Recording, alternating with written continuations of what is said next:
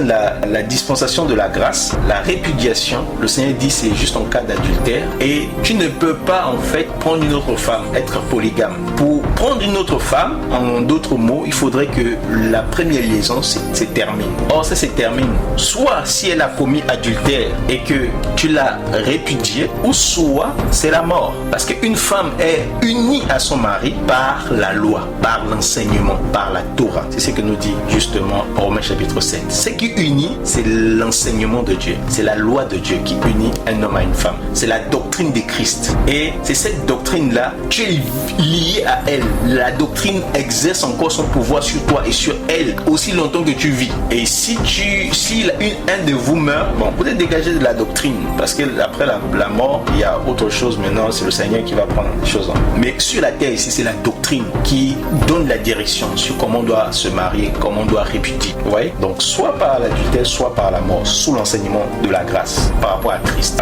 Remonte au verset 31, s'il te plaît. 31, il est écrit, Matthieu 5, 31, a été dit aussi, celui qui renvoie sa femme doit une attestation de divorce. Et bien moi, je vous déclare, tout homme qui renvoie sa femme alors qu'elle n'a pas été infidèle, lui fait commettre un adultère. Très bien. C'est absurde. Et celui qui épouse une femme qui a été répudiée commet un adultère. On est d'accord. Donc ici, il faut savoir que le Seigneur vient avec « mais moi ». Il a été dit « mais moi ». C'est-à-dire qu'il y a une opposition quelque part. Quand Christ dit « il a été dit », il parle par rapport à Moïse. Vous avez entendu qu'il a été dit, mais moi je vous dis. Deutéronome 24, verset 1er. Quand il dit il a été dit, moi je vous dis. On va d'abord voir où est-ce qu'il a été dit ça. Qu'est-ce que Christ, quand Christ dit il a été dit par rapport à Moïse. Parce que on va voir plus tard que les Juifs vont venir lui poser la question. Mais pourquoi Moïse nous a-t-il prescrit ceci? Pourquoi Moïse a-t-il dit cela? Tu vois? Et Christ a toujours dit, mais moi je vous dis. C'est-à-dire que moi je suis là, je suis un prophète comme Moïse, je viens aussi avec ma loi. Verset 20, Deutéronome 24, à partir du verset 1er. Supposons qu'un homme épouse une femme, mais qu'un jour elle cesse de lui plaire, car il a quelque chose à lui reprocher. Il rédige alors une attestation de divorce, il la lui remet et la renvoie de chez lui. Après l'avoir quittée, la femme épouse un autre homme. Supposons qu'à son tour, le second mari cesse de l'aimer. Non, tu peux t'arrêter même là. Voilà. Donc, lorsque quelqu'un aura pris une femme, il aura épousé une femme, et que cette femme-là ne trouve pas grâce à ses yeux. C'est-à-dire que ça, c'est n'importe quel motif. Tu te lèves un matin, ta femme n'a plus grâce à tes yeux. Tu as découvert en elle quelque chose de honteux. Et Moïse dit, tu fais quoi? Tu rédiges une lettre de divorce. Et tu donnes cette lettre-là à ta femme. Tu la répudies, tu la renvoies. Répudier, c'est vraiment renvoyer. Mais renvoyer là, c'était avec une lettre de divorce. Et cette lettre-là, la femme devait aller avec ça. C'était la preuve que moi, j'ai été marié, j'ai été répudié. Voici, le contrat est fini avec mon ancien mari. Et quand elle sortait, elle avait le droit de se marier à nouveau. Et lui aussi, il pouvait se marier. Vous voyez la loi de Moïse, différente de la grâce. C'est-à-dire que ce n'était pas par motif d'adultère, mais c'était n'importe quel motif. Elle n'a pas trouvé grâce à tes yeux, tu as vu quelque chose de honteux. Tu pouvais la répudier. Mais ce que nous avons lu dans Matthieu chapitre 5, là, le Seigneur dit que celui qui répudie sa femme, sauf pour cas d'infidélité ou pour cas de fornication, c'est ce que le terme veut dire clairement dans le grec, pour cas de fornication ou pour cas de relations sexuelles illicites. Oui, tu voulais parler? Je dis quand on mariage, c'est la fornication, c'est l'adultère, non? Oui, c'est l'adultère, c'est ça, c'est l'adultère. Sauf pour cas d'adultère ou pour cas de relation sexuelle illicite, c'est-à-dire une relation sexuelle qui n'est pas dans le cadre du mariage. Donc avec un autre, ça on a traduit ça à adultère. Celui qui la répudie, sauf pour ce motif-là, il expose à devenir adultère. Comment il expose à devenir adultère? Parce qu'on a déjà vu dans le Deutéronome 24 que la répudiation se faisait avec une lettre de divorce, c'est-à-dire qu'on remettait une lettre de divorce à la femme et elle pouvait aller se marier. Donc le Seigneur dit que si quelqu'un répudie sa femme, sauf pour ce motif-là, la femme va vouloir aller se marier et celui qui épouse cette femme-là, alors il sera dans l'adultère parce que le lien n'est pas rompu. Le Seigneur dit que la chose qui rend le lien, c'est quoi? C'est l'adultère. Il dit sauf au motif d'adultère. C'est-à-dire que l'adultère, c'est l'exception. L'adultère, c'est la chose chose qui va faire stopper, qui va bien évidemment donner le choix au mari. Parce que l'adultère en lui-même ne rompt pas ce lien, mais peut être, voilà, selon la doctrine des Christ, selon l'enseignement des Christ, si une femme, attention, et là on ne parle pas d'un homme, hein, on parle de la femme, parce que c'est l'homme qui marie et c'est l'homme qui répudie dans l'évangile. Une femme ne peut pas dire que moi je répudie mon mari parce qu'il a commis l'adultère. Non, la femme peut au contraire se séparer si elle veut, mais elle n'a pas le droit de se marier. Si elle veut, elle revient se réconcilier à son mari. Mais l'homme a le droit de répudier parce que c'est l'homme qui marie et c'est l'homme aussi, c'est l'homme qui va prendre son épouse. Vous voyez, en fait, quand l'écriture dit l'homme quittera son père et sa mère s'attachera à sa femme, en fait, c'est l'homme qui a le pouvoir de quitter son père et sa mère. Mais la femme n'a pas le pouvoir de quitter son père et sa mère.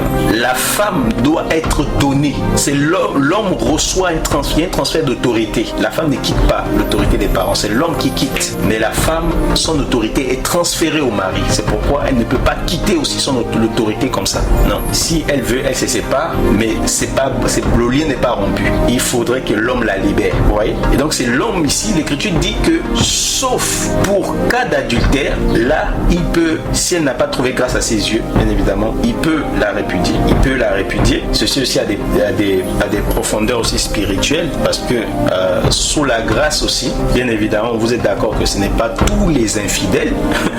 C'est pas tous les infidèles de la grâce qui vont se marier avec Christ. Il y a beaucoup d'infidèles qui vont être disqualifiés, c'est-à-dire répudiés. Ouais. Mais uniquement, voilà, les élus sont ceux-là qui vont se marier avec Christ. Mais les infidèles, les fornicateurs, les chiens, tout cela dehors, le Seigneur l'a dit. Ouais. Bon, bref, vraiment c'est cette parenthèse. Juste pour dire que ici, là, Christ dit, il vous a été dit, mais moi je vous dis, il pose sa doctrine. Et c'est l'une des premières choses qu'il a faites. Il a fait des miracles. Vous voyez dans Matthieu chapitre 4, il va dans le désert, il jeûne pendant 40 jours, 40 nuits, il est loin. Matthieu chapitre 5, il commence à faire des miracles, des prodiges, son nom, ça, voilà, il a de la renommée. Mais quand une multitude de personnes se réunissent autour de lui, comme le peuple était réuni autour de Moïse, qu'est-ce que Christ fait? Il monte sur la montagne, il pose la doctrine. Christ, dès le début de son ministère, il a posé sa doctrine. Et même les pharisiens et autres, quand ils cherchaient à l'accuser, c'est par rapport à sa doctrine. Et Christ, quand il continuait à développer quelques axes, c'est par rapport à la doctrine qu'il avait déjà posée, c'est-à-dire ce fondement Matthieu chapitre 5 jusqu'à Matthieu chapitre 7. Et c'est pourquoi dans Matthieu chapitre 19, on peut le lire, Matthieu 19 chapitres plus tard. Matthieu, verset combien? À partir du verset 3. Matthieu 19, à partir du verset 3. Matthieu 19, 3, il dit, quelques pharisiens s'approchèrent pour lui tendre un piège. Ils lui demandèrent, notre loi permet-elle à un homme de renvoyer sa femme pour n'importe quelle raison? Je lui répondis, non, tiens, arrête d'abord là, s'il te plaît. Notre loi permet-il à un homme de répudier ou de renvoyer sa femme pour n'importe quelle raison, pour n'importe quel motif? Pourquoi il pose la question? Pour l'éprouver en acte. Ils veulent l'éprouver par rapport à quoi? Par rapport à la doctrine qu'il a déjà posée. Tu vois ou pas? Vous voyez ou pas? C'est-à-dire que Christ, il a posé sa doctrine, mais les pharisiens n'étaient pas contents. Donc tout le temps, ils cherchaient à lui tendre des pièges, parce que certainement, ils cherchaient à comprendre. Ils cherchaient à voir qu'il viole directement Moïse. Et le Seigneur va dire quoi? Vas-y, continue. Jésus répondit, n'avez-vous pas lu ce que déclare l'Écriture? Au commencement, le Créateur, les filles, hommes et femmes, c'est pourquoi l'homme quittera son père et sa mère pour s'attacher à sa femme, et les deux deviendront un seul être. Ainsi, ils ne sont plus deux, mais un seul être. Que l'homme ne sépare donc pas ce que Dieu a uni. Voilà, très bien. Et maintenant, va voir maintenant le sens même de leur question, de leur épreuve. Les pharisiens lui répondèrent, pourquoi donc Moïse a-t-il demandé à l'homme de donner une attestation de divorce à sa femme quand il la renvoie? Jésus répond, Moïse vous a permis de renvoyer vos femmes parce que vous avez les cœurs durs. Mais au commencement, il n'en était pas ainsi. Je vous le déclare, si un homme renvoie sa femme alors qu'elle n'a pas été infidèle et en épouse une autre, il commet un adultère. Très bien. C'est bon? Ouais, très bien. Donc tu vois, eux ils viennent maintenant dire que, mais pourquoi Moïse a dit ceci? C'est-à-dire qu'on voit que ton enseignement est différent de l'enseignement de Moïse. Jésus, tu es rabbi, tu es un bon maître, mais ton enseignement contredit Moïse. Ils ont compris ça, les pharisiens. Mais ils avaient oublié que le Christ était le réformateur. Ouais? Il était le réformateur. Et que Christ leur dit que, mais au commencement, il n'était pas ainsi. Et Moïse, non seulement Christ dit qu'au commencement, il n'était pas ainsi, mais il leur fait comprendre que Moïse Moïse vous a donné ça, il a permis ça à cause de la dureté de votre cœur. C'est-à-dire que la loi était là pour révéler la dureté, qu'ils avaient le cœur de pierre. Ils n'avaient pas le cœur de chair. Un cœur transformé, purifié par l'eau de la parole. Ils n'avaient pas un cœur croyant. Ils étaient incrédules, méchants. C'est pourquoi Dieu leur a donné la loi, pour que la loi révèle la méchanceté. Vous voyez? Donc, la loi qui disait que si une femme ne trouve pas grâce à tes yeux, tu peux la répudier. Donc, la loi te dit que tu peux répudier si elle ne trouve pas grâce. Mais toi, à cause de ta méchanceté, tu vas trouver des prétextes pour chasser ta femme parce que tu as un cœur incrédule, méchant. Tu vas te servir de la loi pour manifester ta méchanceté. C'est pour ça qu'on a dit que la loi est là pour révéler le péché, la méchanceté en fait du cœur de l'homme. Et donc, parce que leur cœur était des cœurs de pierre et non de cœurs de chair. Et nous avons des cœurs de chair par la grâce de Dieu.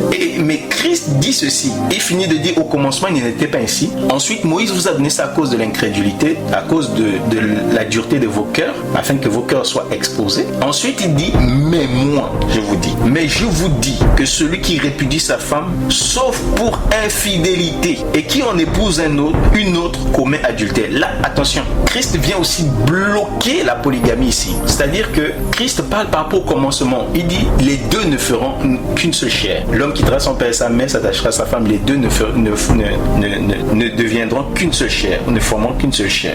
Et ensuite, il descend par rapport à son enseignement. Il dit, mais moi je vous dis, celui qui répudie sa femme, sauf pour infidélité. Donc, s'il y a infidélité, tu peux répudier. Le Seigneur voudrait que tu pardonnes. Mais si c'est dans un cas extrême où tu pardonnes et la femme ne veut pas être pardonnée, voilà, elle continue comme des cas qu'on a vus où la femme, elle a commis adultère, elle reste dans son adultère. Elle dit que j'ai trouvé mon païen, elle reste là-bas avec son païen.